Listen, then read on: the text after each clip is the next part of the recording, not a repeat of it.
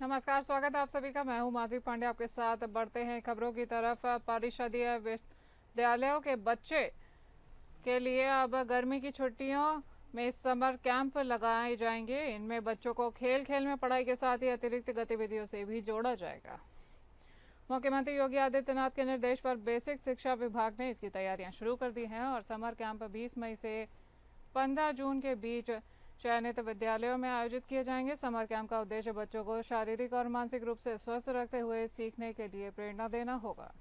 विभाग इस पर लगभग 200 करोड़ रुपए खर्च करेगा। ये पहल न सिर्फ बच्चों के शैक्षणिक विकास को बढ़ावा देगी, बल्कि उनकी छिपी प्रतिभाओं को निखारने में भी मददगार साबित होगी।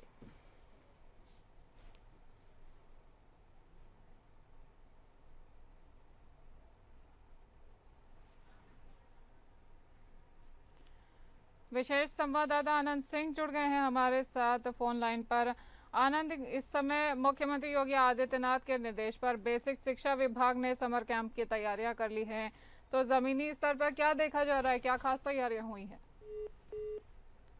लगता है हमारा संपर्क टूट गया है, हम आनंद से फिर से जुड़ने की कोशिश करेंगे। आपको बता दें कि परिषदीय विद्यालयों के बच्चों के लिए अब समर कैंप लगाए जाएंगे और इनमें बच्चों को खेल खेल में पढ़ाई के साथ ही अतिरिक्त गतिविधियों से भी जोड़ा जाएगा। वहीं मुख्यमंत्री योगी आदित्यनाथ के निर्देश पर बेसिक शिक्षा विभाग ने इसकी तैयारियां शुरू कर दी हैं और समर कैंप 20 मई से 15 जून के बीच चयनित विद्यालयों में आयोजित किए जाएंगे।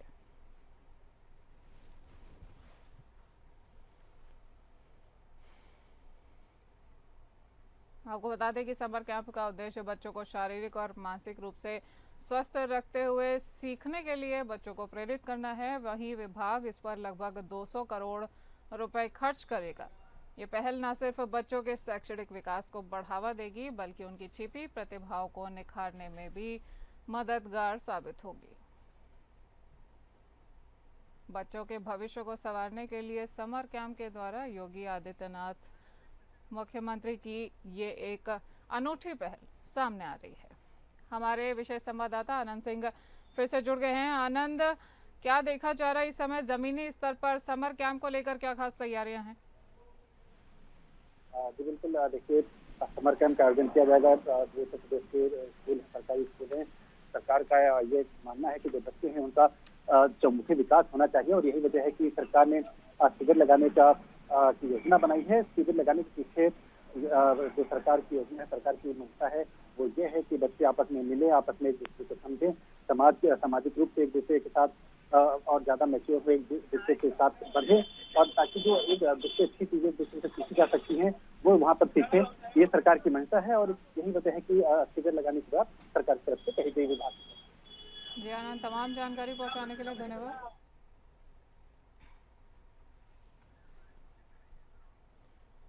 लखनऊ में मुख्यमंत्री योगी आदित्यनाथ ने आयुष विभाग के 283 चिकित्सा अधिकारियों को नियुक्ति पत्र वितरण किए हैं। आपको बता दें कि इनका चयन उत्तर प्रदेश लोक सेवा आयोग एवं उत्तर प्रदेश अधीनस्थ सेवा चयन आयोग द्वारा किया गया है। लोक भवन ऑडिटोरियम में आयोजित कार्यक्रम में आयुष मंत्री दयाशंकर मिश्र दयालु ने पुष्प गुच्छ देकर मुख्यमंत्री का स्वागत किया है। इस मौके पर मुख्यमंत्री योगी आदित्यनाथ ने कहा कि 8 वर्ष में 8.5 लाख नौकरियां दी गई हैं। ये पूरी तरह से शुचितापूर्ण है, अन्यथा मामला कोर्ट में हुआ।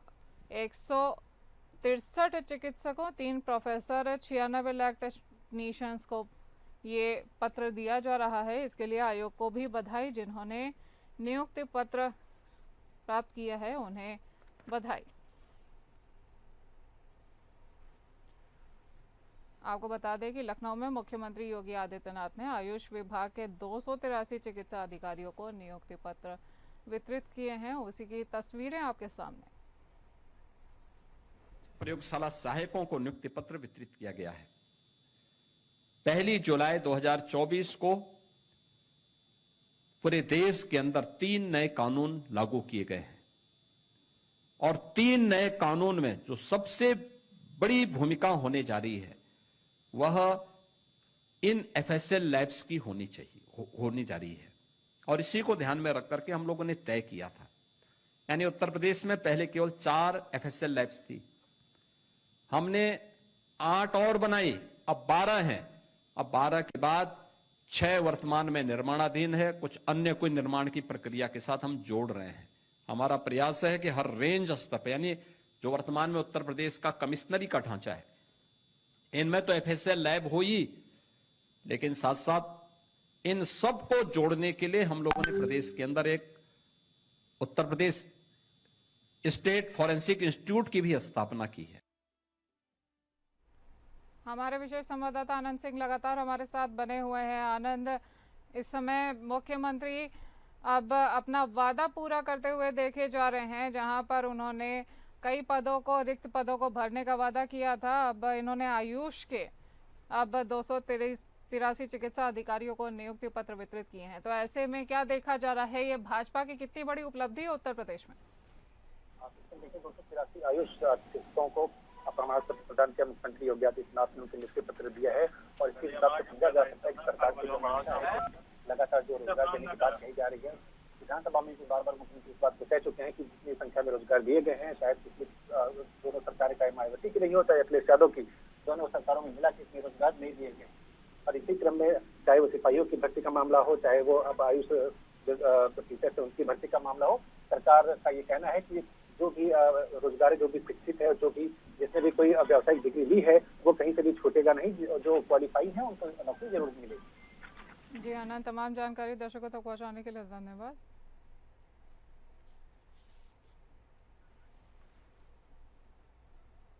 समाजवादी पार्टी के राज्यसभा सांसद रामजीलाल सुमन के सदन में राणा सांगा पर दिए गए बयान पर बुधवार को बवाल हो गया है। करणी सेना के सैकड़ों कार्यकर्ता कुबेरपुर से बुलडोजर गाड़ियों और बाइकों पर सांसद के आवास पर पहुंच गए।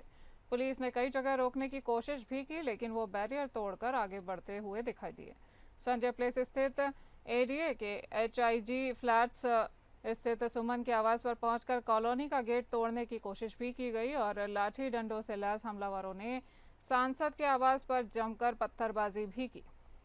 शीशे चकनाचूर भी कर दिए गए और कुर्सियां और बाहर खड़ी सांसद सहित कई नेताओं की 6 से अधिक गाड़ियों को शीशे भी तोड़ डाले गए हैं। पुलिस ने लाठियां भांजकर कुछ हमलावरों को हिरासत में ले लिया है। वहीं सपा नेताओं ने थाना हरि पर्वत में तहरीर दी है।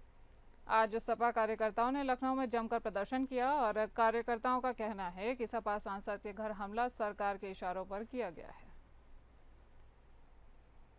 उत्तर प्रदेश में आंदोलन करने जा रही है इस इशू को लेकर कि सामंतवादी मनोवृत्ति जो है जिस तरह से पनप रही है, और ये तो रामजीलाल सुमन के ऊपर हमला हुआ है। अगर रामजीलाल सुमन दलित न होते, अगर उन्हीं की बिरादरी के होते तो हमला करते ही लोग। ये पूरे PDA पर और दलित समाज के ऊपर हमला है। समाजवादी पार्टी इसको किसी कीमत पर बर्दाश्त नहीं करेगी और ईद के तत्काल बाद हमें अगर कार्रवाई नहीं होती है तो पूरे प्रदेश में आंदोलन चलाएंगे। राणा का एक वीडियो आया है जिसमें वो कह रहे हैं कि प्रशासन ने हमारा साथ दिया और वो कह रहे हैं कि हम दोबारा भी हमला ऐसा करेंगे अगर नहीं माफी मांगी तो। ऐसा है, हम लोग पूरी ताकत लगाएंगे, आंदोलन करेंगे, सरकार को हिला देंगे।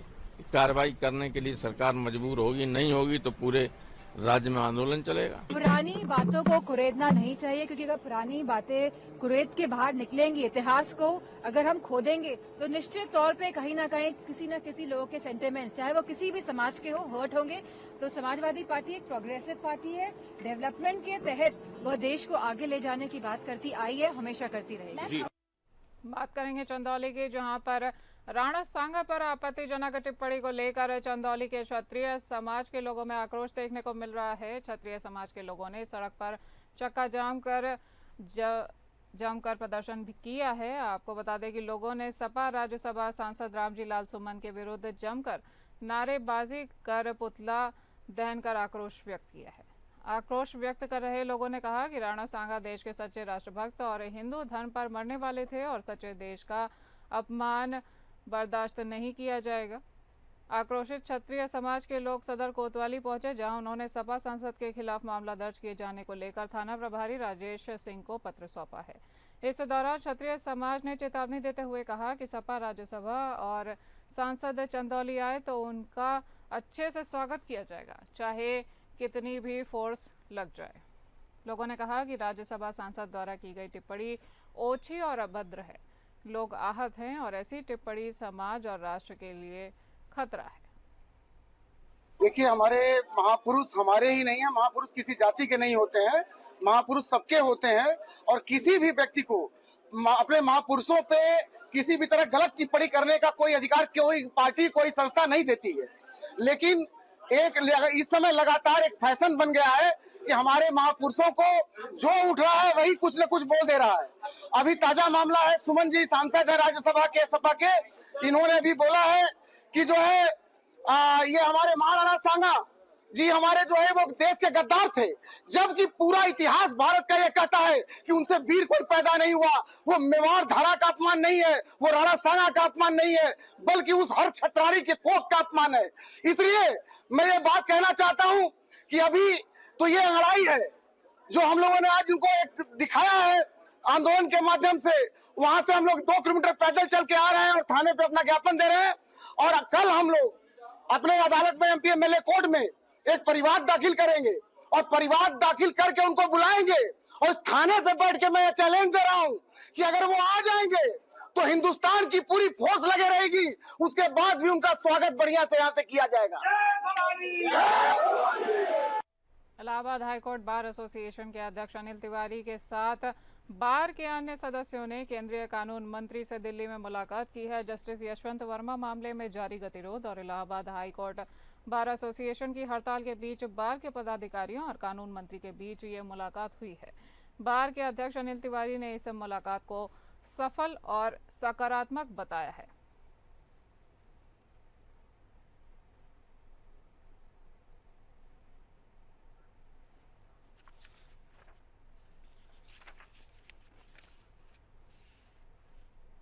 आपको बता दें कि हमीरपुर में आईसीएसई बोर्ड जीव विज्ञान के पेपर की उत्तर पुस्तिकाओं का बंडल दिल्ली ले जाते समय कुरियर एजेंट से खो गया था और उत्तर पुस्तिका का बंडल खोने के बाद परीक्षा केंद्र और शिक्षा विभाग में हड़कंप मचा हुआ था। बंडल टूटने के लिए कुरियर एजेंसी द्वारा दिन रात प्रयास किए गए और फैक्ट्री के एक मजदूर ने कुरियर एजेंसी को उत्तर पुस्तिकाओं का बंडल सौंपा है। कुरियर कंपनी द्वारा मजदूर को इनाम में 25,000 रुपए दिए गए हैं। मजदूर को सड़क पर गिरा हुआ उत्तर पुस्तिका का बंडल मिला था, जिसे उसने सुरक्षित अपने घर पर रख लिया था। कंपनी जा रहा था, वहाँ पे एक बंडल डरा मिला जो मैं लेके कंपनी चला गया। वहाँ से जब छुट्टी हुई तो मैं वापस लेके घर आ गया, जिसमें वो पूरा पैक था और वो लोग जिस नंबर लिखा था उसमें प्रिंसिपल सर का, उसका मैंने कॉल किया, उनमें से सर आके लेके चले गए हैं, जिसकी धनराशि मुझे अभी नहीं मिली। अजय मेमोरी पब्लिक स्कूल को के प्रिंसिपल साहब को फोन किया, उसमें नंबर लिखा हुआ था, तो फोन किया तो फिर प्रिंसिपल साहब ने हमको इन्फॉर्मेशन दी कि वहाँ आप चले जाइए, वहाँ आपका पार्सल है। तो उसने उसके पास पहुंचा तो उसने अपना बढ़िया सुरक्षित, कोई भी उसने पार्सल को ओपन नहीं किया था, जैसा पार्सल था वैसे उन्होंने हमको वापस कर दिया पार्सल। क्या कुछ इनाम की घोषणा भी की गई थी? हाँ, उसमें 25,000 की इनाम की घोषणा की गई थी। अब हमारे सीनियर लोगों ने कानपुर से जो आए हुए थे उन्होंने 25,000 की घोषणा की थी।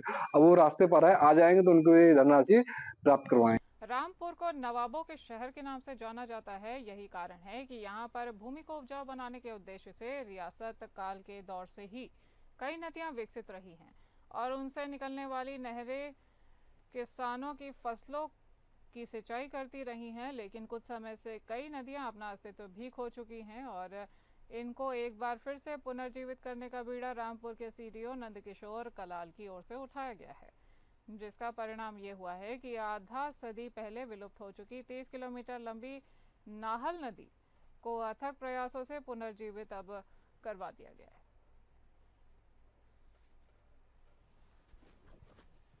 मैं रामपुर में मौजूद हूँ। मेरे साथ रामपुर के सीडीओ नंदकिशोर कलाल जी मौजूद हैं, जो नदियों को जीवांत करने के मिशन में जुटे हुए हैं। लगातार कई नदियों को जीवांत किया है और एक बार फिर से एक 30 किलोमीटर की नदी जो बताई जा रही है, जो उनके प्रयासों के साथ जो जीवांत की गई है, उनसे बात करने हैं हम किस तरह से उनके मन में ये विचार आया और किस तरीके से उन्होंने कितनी मेहनत की इस बड़ी नदी को जीवांत करने में। जी सर, जानना चाहेंगे किस तरीके से? एक नदी है, 30 किलोमीटर लंबी नदी है, नाहल नदी नाम है उसका। ब्लॉक मिलक में ऐसे ये गुजरती है। लगभग 50 से भी ज़्यादा जो ग्राम पंचायत हैं उनसे ये नदी गुजरती है और रामपुर और बरेली जनपदों के बॉर्डर के ऊपर जाकर के बरेली जनपद में जो है ये नदी के अंदर समाहित मिल जाती है। तो इसको हम जीवित करवा रहे हैं, क्योंकि जनपद रामपुर में पहले भी बहुत सारी बेगुल, बहल्ला, रेवती, बहुत सारी नदियों का हमने रिजुविनेशन करवाया है। तो हमें उम्मीद है कि लगभग अगले 1-1.5 महीने में ये कार्य पूरा हो जाएगा। अभी युद्ध गति से वहाँ पर कार्य चल रहा है और काफ़ी अच्छा परिणाम अभी तक देखने को मिल रहा है। ग्रामीणों का भी बहुत पॉजिटिव सहयोग इसमें देखने को हमको मिल रहा है। हमारे ग्राम प्रधान जो हैं, सम्मानित ग्राम प्रधान, वो बहुत इसमें पूरी ऊर्जा के साथ में लगे हुए हैं। से लंबे वक्त से जो ये नदियां हैं वो गायब हो चुकी थी, विलुप्त हो चुकी थी। आपका ये प्रयास रहा और फिर उसके बाद आपने काफी मेहनत करी, तो किस तरीके से जो चैलेंज था वो आपने यहाँ पर लिया और किस तरीके से? चैलेंजेस देखिए, सबसे बड़ा चैलेंज ये होता है क्योंकि हमारी नदियों को बीच बीच में पाट दिया गया है, अतिक्रमण उसके अंदर हो गए हैं, तो उस अतिक्रमण को खाली कराना एक बड़ा चैलेंज होता है। लेकिन अगर सही रणनीति के साथ चले तो अतिक्रमण भी खाली हो जाता है और एक्चुअली लोगों को ये दिखाने की जरूरत होती है कि इसमें आपका ही फायदा है, तो उसके बाद में लोग कोऑपरेट करने लगते हैं। लोग इतने स्मार्ट भी होते हैं, जानबूझ के पक्का निर्माण नहीं करते। कच्चा निर्माण या अस्थायी तरीके का निर्माण जो है वो नदियों के अतिक्रमण क्षेत्र में होता है, या फिर कई बार ऐसा होता है कि खेत की तरह नदी को जोत दिया जाता है, जिसकी वजह से नदी में प्रदूषण भी फैल रहा होता है। तो बातचीत करके हमें कहीं पर भी बहुत ज्यादा प्रतिरोध का सामना नहीं करना पड़ा। जहाँ प्रतिरोध था वहां पर थोड़ा सा फोर्स का सहारा हमने लिया। लेकिन इसमें सबसे इंपॉर्टेंट चीज है कि जो हमारी लोकल लीडरशिप है, जिसमें गांव का प्रधान है, गांव का सेक्रेटरी है, उसके अलावा हमारे रोजगार सहायक है और हमारे जो बीडीओज हैं, हमारे जो एडीओज हैं, वो मोटिवेटेड हो, उनको मोटिवेट करना पड़े, लगातार मॉनिटरिंग हो, पर्यवेक्षण हो, तो इसमें सफलता जरूर आती है। बहुत बहुत शुक्रिया। ये थे हमारे साथ सीडीओ रामपुर नंदकिशोर कलाल, जिन्होंने अपनी मेहनत और अपनी लगन के साथ कई नदियों को जीवांत किया है। एक बार फिर से इनका ये प्रयास जारी है। रामपुर से एपीएन के लिए मुजस्सिम खान। सिद्धार्थनगर में विश्व हिंदू परिषद के कार्यकर्ताओं के साथ जिला अध्यक्ष ब्रजेश पांडे नगर पंचायत कपिलवस्तु गौशाला पहुंचे, जहां जिला अध्यक्ष ने गौशाला में मौजूद गौवंश के रखरखाव की व्यवस्था को देखा और इस दौरान हिंदू परिषद के जिला अध्यक्ष गौवंश बीमार एवं व्यवस्था को देखकर वो भड़क उठे। जिला अध्यक्ष ने गौशाला में मौजूद गौवंश का वीडियो भी बनाया और वायरल वीडियो में जिला अध्यक्ष कपिलवस्तु गौशाला का कार्यभार संभाल रहे नवीन सिंह पर भड़कते हुए देखे जा रहे हैं। उन्होंने कहा कि अगर आप गौशाला नहीं संभाल रही हैं तो इसका कार्यभार विश्व हिंदू परिषद संभालेगा। जानकारी के मुताबिक गौशाला में रह रहे पशुओं को 8 माह तक डॉक्टरों द्वारा इलाज भी नहीं मिला है।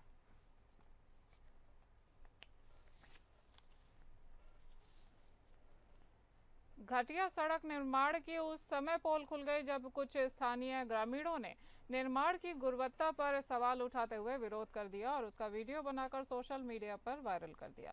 ग्रामीणों के विरोध पर दबंग ठेकेदार ने पुलिस की मदद से विरोध करने वालों पर फर्जी केस दर्ज करने की धमकी दी है, लेकिन जब स्थानीय लोगों ने इसकी जानकारी भाजपा एमएलसी हरिओम पांडे को दी तो वो एक्शन में आ गए और वहीं मामला तूल पकड़ता हुआ देखा गया। आपको बता दें कि मामला तूल पकड़ता हुआ देख PWD XEN Saurabh Singh JE और संबंधित फर्म के बचाव में उतर आए हैं। मामला अंबेडकर नगर जिले के कटहरी विधानसभा क्षेत्र का है। वहीं अब पूरे मामले को अधिकारी रफा दफा करने में लगे हुए हैं। अंबेडकर नगर जनपद के महरुआ से संपरमा जैतूपुर से अभयचंदपुर तक जो सड़क पीडब्ल्यूडी विभाग द्वारा निर्माण किया जा रहा था, वो निर्माण के दौरान ही भ्रष्टाचार की भेंट चढ़ गया है। सड़क इधर बन रही, उधर पीछे तुरंत उजड़ने लगी। ग्रामीणों के जबरदस्त आक्रोश और विरोध के बाद सड़क का काम रुकवाया गया, लेकिन पीडब्ल्यूडी विभाग उसमें लीपापोती करने में पूरी तरीके जुटा हुआ है। जहां doctor Hariom Pandey MLC BJP के लगातार विरोध करते रहे, उनके विरोध के बावजूद जांच में अभी तक कोई प्रक्रिया या कार्रवाई सामने नजर नहीं आई है। मात्र महज खानापूर्ति दिखाई पड़ रही है और सौरभ एक्सियन सिंह के द्वारा साफ सफाई दिया गया, वहां से जेई को हटा दिया गया, उसका प्रमोशन कह दीजिए किया गया, भीटी से उसको मुख्यालय सदर तैनात कर दिया गया, जबकि अभी तक ठेकेदार खिलाफ कोई कार्रवाई नहीं। इस मामले में कल जनपद में पहुंचे गोविंद नारायण शुक्ला बीजेपी के प्रदेश महामंत्री, उनसे जब वार्ता की, उन्होंने कहा कि भ्रष्टाचारियों के खिलाफ सख्त से सख्त कार्रवाई होगी, कोई भी होगा बख्शा नहीं जाएगा। देखने वाली बात होगी कि क्या इस बात पे अमल किया जाएगा। जहां योगी सरकार भ्रष्टाचार के खिलाफ है, क्या भ्रष्टाचार के लिए यहां पर कार्रवाई हो पाएगी या नहीं, ये तो आने वाला समय बताएगा। अंबेडकर नगर, कार्तिकेय द्विवेदी, एपीएन के लिए। प्रयागराज में काव्य गोष्ठी का आयोजन किया गया है। आपको बता दें कि ये कार्यक्रम वरिष्ठ कवयित्री डॉक्टर पूर्णिमा पांडे पर आधारित था और मंचस्थ कवि विद्वानों ने मां सरस्वती के आगे दीप प्रज्वलन कर इस कार्यक्रम की शुरुआत की। कार्यक्रम की अध्यक्षता उमेश श्रीवास्तव और मुख्य अतिथि डॉक्टर प्रदीप चित्रांशी, विशिष्ट अतिथि इंदु मिश्रा और जमदग्नि ने किया है। डॉक्टर पूर्णिमा पांडे ने अतिथियों को साफा भेंट कर स्वागत किया। इस सत्र का संचालन लोक रंजन प्रकाशन के प्रकाशक रंजन पांडे जी ने किया।